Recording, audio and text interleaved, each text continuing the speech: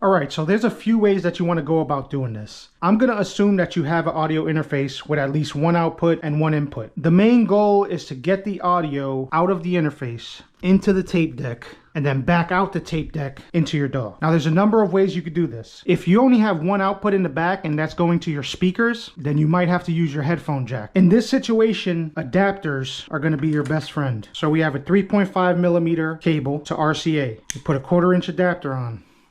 Plug it into my headphone jack. We get some RCA cables, or the old red, white, and yellows, the old PlayStation cables, right? Every tape deck is different. You're gonna have to identify how your tape deck routes audio in and out. This tape deck has a CD input and a video input for audio. Bam. And the cable's not long enough, so bam. Now you gotta get your audio out. This particular model, I can only use the headphone jack for the output. This is a 3.5 millimeter to RCA and a 1/4 inch adapter.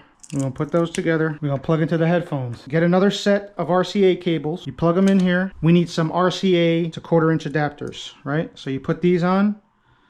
You put them right in here. Red is usually right and white is usually left. So bam, you got your connection. You got your signal flow going, right? Make sure your levels are good. But most importantly, the audio coming out of your interface going into your tape deck, that's where you're gonna get the most tone out of your tape. You're gonna have to do a lot of experimenting with this sound, right? So whatever sound you're going for, if you like a real hot, punchy, crunchy, lo-fi sound, like a real nasty, gritty sound, then crank this output up. You're recording hot onto your tape. You want a mellow sound, turn it down. When the audio comes back into your preamp, you always want to stay between -12 and -6 when you're coming back into Ableton, because you don't want your signal too high, but also you don't want it too low because of the noise. Now tape introduces a lot of noise, so you have to you got to work your levels. You're going to have to experiment with this. You're going to have to experiment. I've done so much experimentation that I know exactly where I want my sound to be. You have to find your own sound. So now the sounds that come out of your DAW are going to be coming out of this headphone jack. So whenever you got a beat or a sound that you want to record to tape, you play it in your DAW,